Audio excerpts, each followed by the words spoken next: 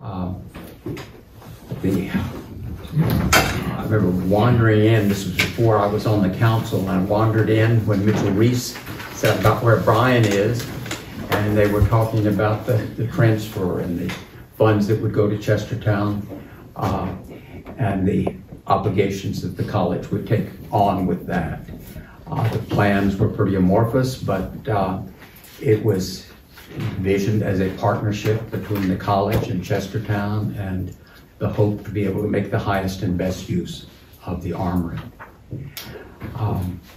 Fast forward, right before COVID, there was real financial interest in doing this, and real estate people, or people with real estate knowledge from the college, were working on it.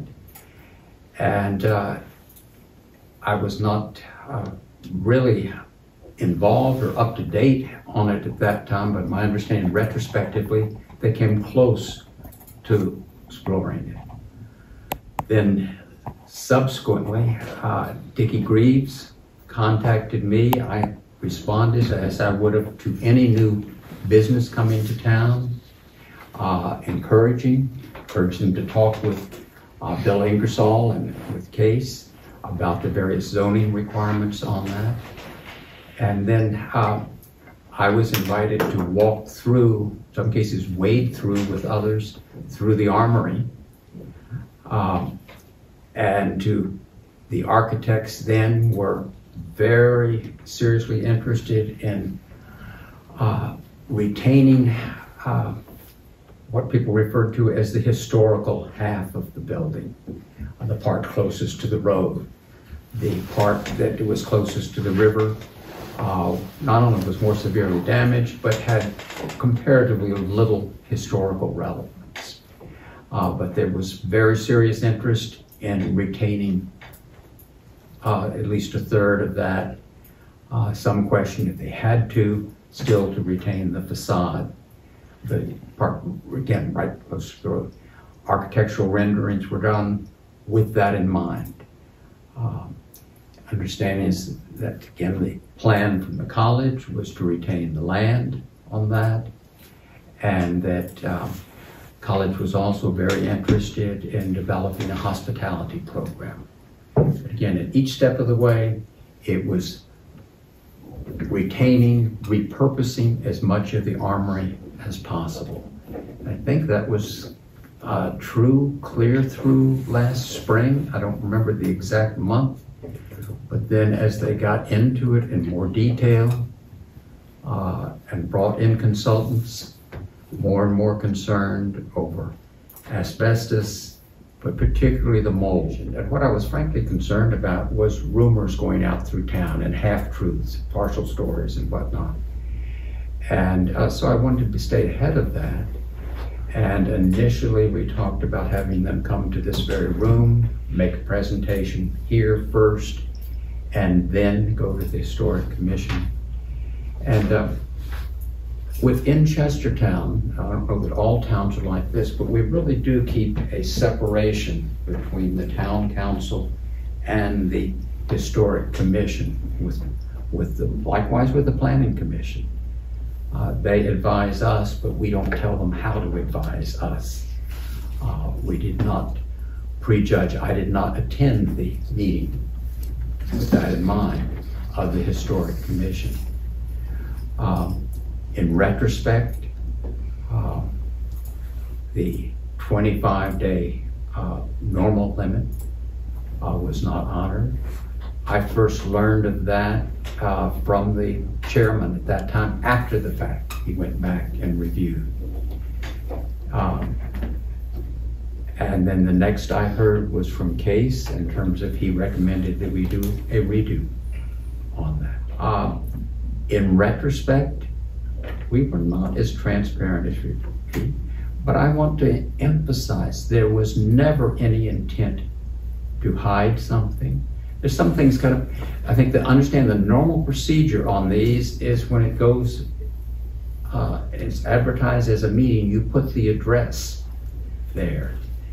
And I will admit, if I had seen 506 cross street. I'd be walking up and down cross street right here. It might have caught my eye that referred to the armory, because it didn't say armory in that. But that's actually been the normal procedure. They put the address of the building rather than the title of it.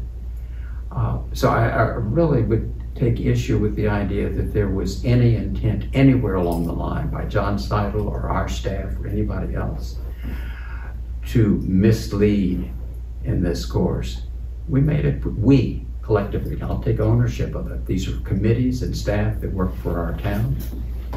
And there was a procedural error, and we will do everything necessary to correct that and move forward. This is, you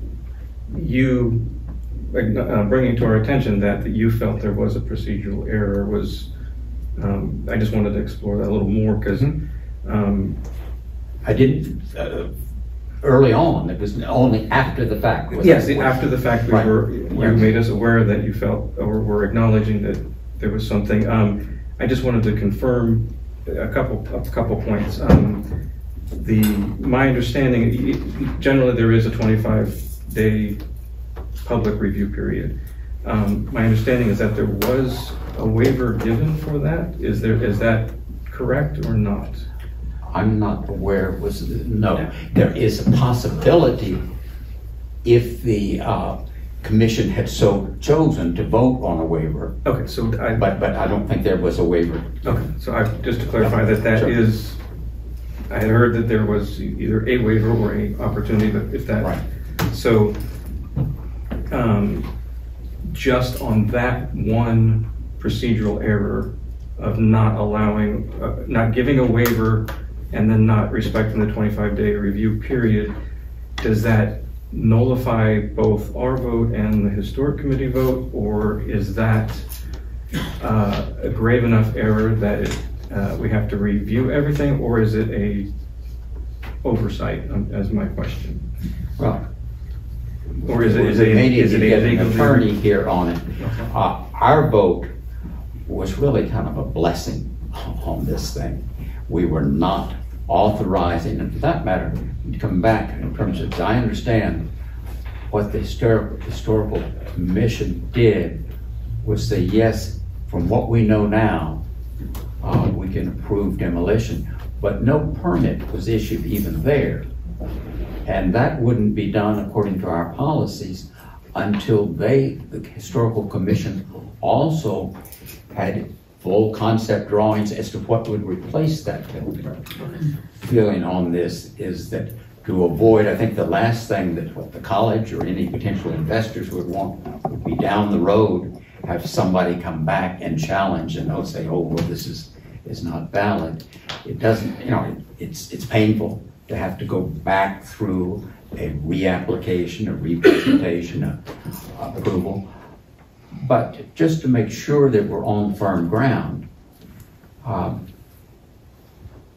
it would seem like that's the appropriate step to take.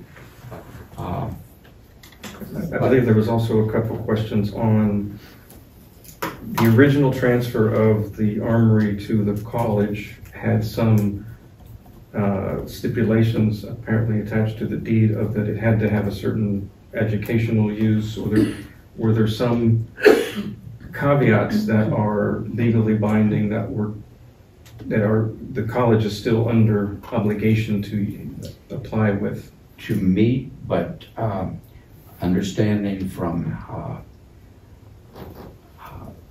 attorneys who have looked at this, and including Brancho, who was on the the Public Works building, that it does say in there, for the use of the college. That does not preclude their having customers or private business there, but this is for the to the benefit of the college. Thank you. As most of you know, I'm Barbara Jorgensen.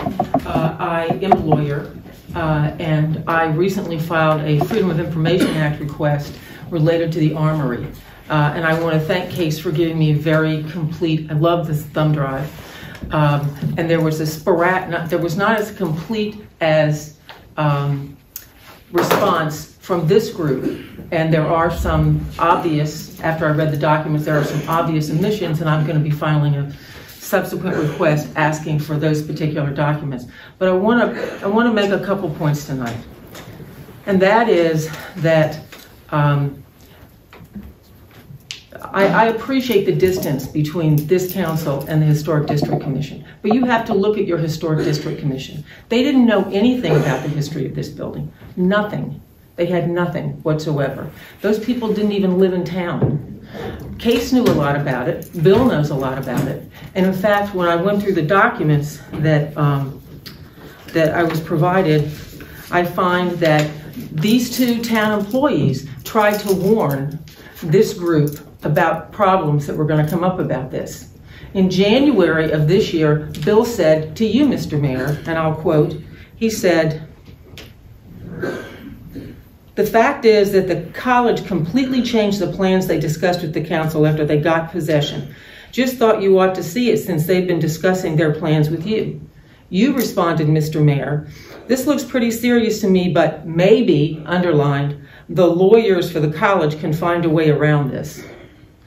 Those are emails that were provided to me.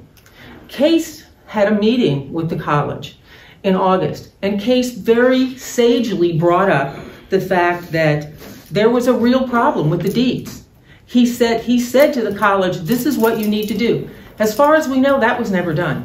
And the real problem here is that none of that ever trickled down to the Historic District Commission. And guess what? It didn't even trickle down to you guys, because the documents that I've been provided doesn't show that anybody here sitting around this table was told about those problems.